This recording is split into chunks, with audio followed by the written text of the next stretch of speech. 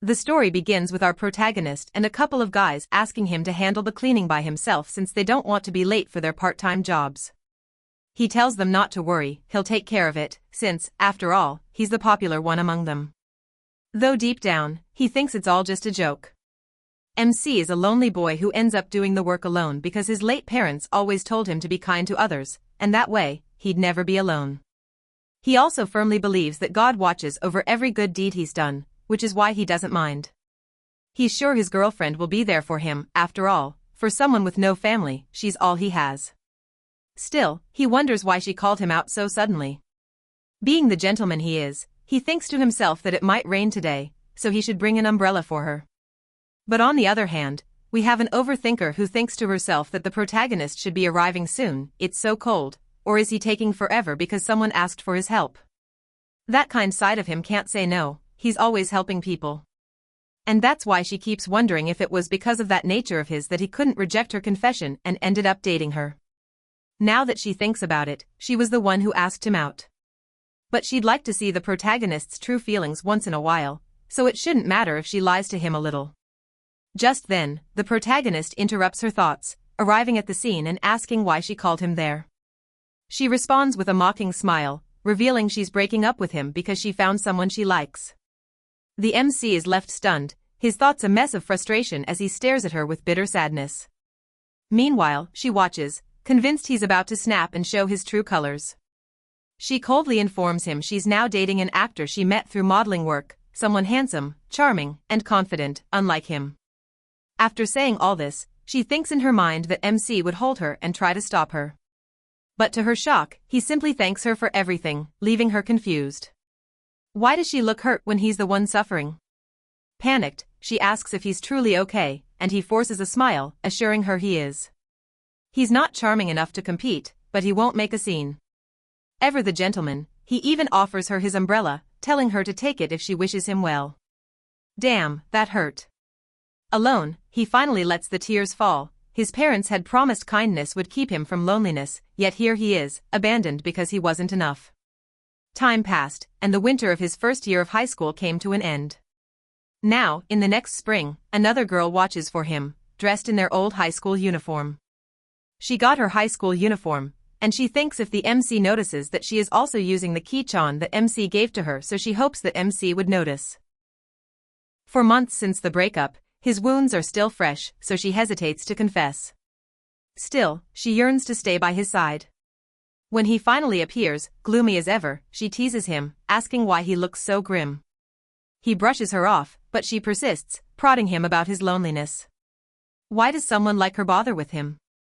Annoyed, he snaps that so she whispers in his ears, made him to say some wired noise and cause of that she starts to tease him again. She talked about his gloomy face and warned him that if he kept that face, he wouldn't be able to make any friends that my bro needs.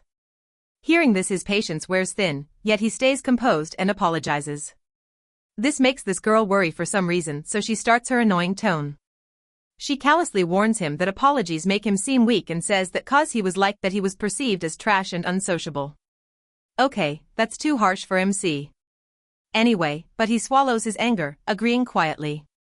She scoffs, declaring he's nothing but trouble. He accepts this too, though it stings, since their accidental meeting after his breakup, she's done nothing but mock him. The list of kindness he did to others, but on that he still got dumped by his girlfriend and ridiculed by his junior, who he had become familiar with by chance. Were his efforts never enough? He questioned himself. Things couldn't get any worse, his ex was in his class, constantly making his life miserable. Every morning and afternoon, she found a way to get under his skin. And if that wasn't enough, his junior never missed a chance to mock him on his way home. There was no escape. So, he decided to seek refuge in his favorite cafe. At least there, he could have a moment of peace. Or so he thought. Upon arriving, he noticed a maid taking orders, telling customers to wait their turn. The two guys in line obediently complied, eagerly waiting just for her. That's when it became clear, this maid wasn't just any maid. She was infamous, known for her sadistic personality. With a wicked grin, she watched the customers fawn over her and muttered under her breath, calling them a bunch of pigs. Seeing her like that, the entire cafe seemed to light up, her admirers reacting as if she were some kind of idol. After serving other customers, she finally arrived at table number 2, his table. Spotting his gloomy expression, she smirked. You don't look happy. It seems like you need to be punished. Even though he showed up, he was still sulking. Fine. If insults were what it took to snap him out of it, she was more than willing to oblige. With a teasing glint in her eyes, she handed him his drink. Here you go, slave. Her declaration immediately drew jealous stares from the other customers. She turned to them and sneered. You're all just pigs to me. But he's my slave. She boldly announced that she would never call anyone else that. Only him. Because no matter what she said, he never reacted. How boring. The protagonist stared at her, wondering what had happened to her. When she first started working here, she was quiet and shy. Did the praise and attention twist her into this? The more people worshipped her, the more she mocked him. And that was the pattern of his life. Every time someone changed, they made fun of him. Noticing his silence, she snapped her fingers. Are you even listening? Are those ears just for decoration, or did your parents never teach you to look people in the eye when they speak? He was listening. But how was a kind person supposed to respond to this? He was tired of the same nonsense. He had done everything his parents taught him, he was kind, he was patient. But none of it mattered. He recalled all the things girls had said to him, his ex-girlfriend casually asking if he was really okay with their breakup. His junior sneers that he always apologizes for everything. And now, this made mocking him simply because he never reacted. And finally, he snapped. As she continued, don't just doze off in your own world. He slammed his hand on the table and shouted, how dare you call people that? The entire cafe fell into stunned silence. Even he was shocked by his own outburst, but he refused to take it back.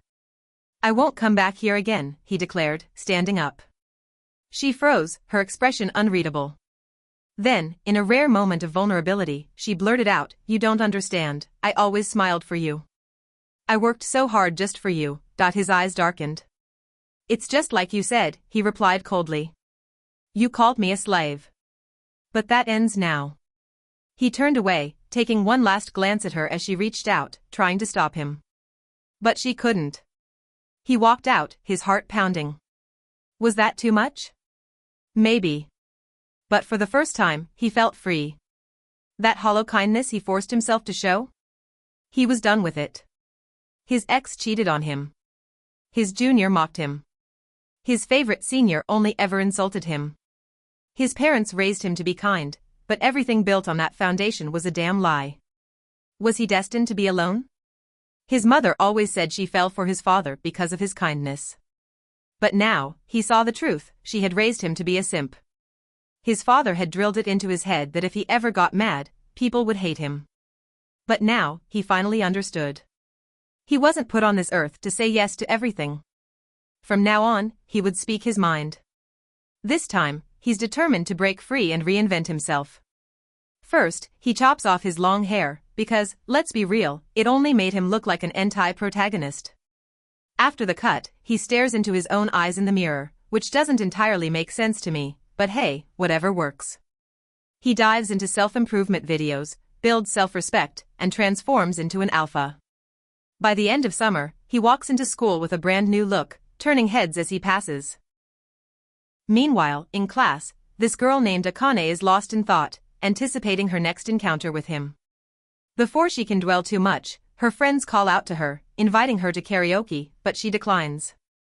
They tease her, urging her to confess before she regrets it. She brushes them off as they leave, secretly wishing she could just spend time with her senpai. Walking down the stairs, she replays her friend's words in her head. How could she possibly admit her feelings without ruining everything?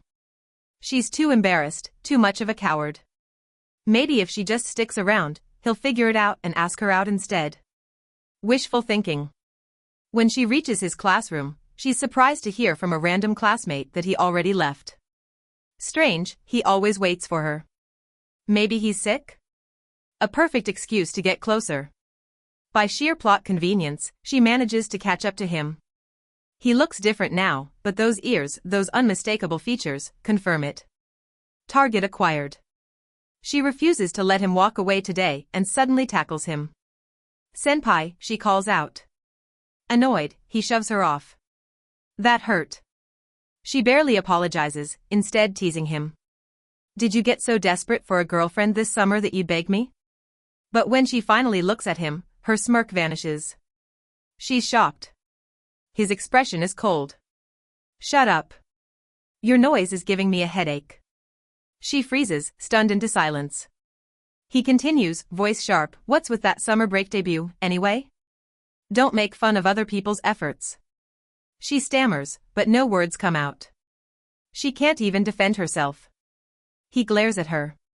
Why are you reacting like that? I'm just giving you the same energy you gave me. Akane stands there, just looking at him, her face unintentionally cute. He notices it too but quickly shakes the thought away. He scoffs, anyone is fine, huh? As long as you can laugh at me, right? Tears well up in her eyes. It's not like that, she whispers. She apologizes, her voice trembling. You think I have to forgive you just because you're crying, he snaps. He turns to leave. Desperate, she grabs his sleeve. Wait, she sobs. But he's already made up his mind.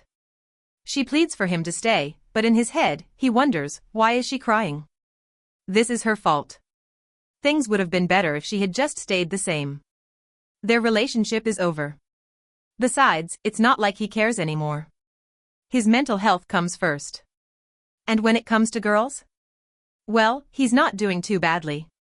But we all know how this is going to go, it's only the first chapter.